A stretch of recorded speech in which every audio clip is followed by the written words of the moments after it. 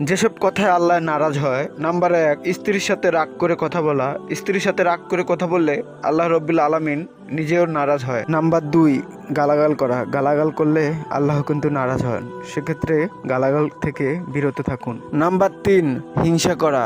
হিংসা করলেও আল্লাহ রব্বুল আলামিন নারাজ হন। কখনো মনের ভিতরে হিংসা বিদ্বেষ পুষে রাখবেন না। হিংসা কিন্তু অনেক খারাপ জিনিস, মানুষকে ধ্বংস করে দিতে পারে, কারণ আল্লাহ রব্বুল আলামিন হিংসা করলে নারাজ হন। নাম্বার 4, মা বাবার উপরে কথা বলা। মা বাবার উপরে কখনো কথা বলবেন না, আল্লাহ রব্বুল আলামিন কিন্তু নারাজ হন যদি আপনি মা বাবার উপরে কথা বলুন। নাম্বার 5, নামাজের পর দোয়া না করা। নামাজের পরে দোয়া না করলে আল্লাহ রব্বুল আলামিন নারাজ হন, সেজন্য নামাজের পর অবশ্যই দোয়া করবেন।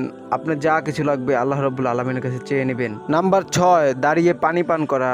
দাঁড়িয়ে পানি পান করলে স্বয়ং আল্লাহ রব্বুল আলামিন নারাজ হন, সেজন্য কখনোই দাঁড়িয়ে পানি পান করবেন না। নাম্বার 7, ঘরে মেহমান দেখে নারাজ হওয়া। ঘরে মেহমান দেখলে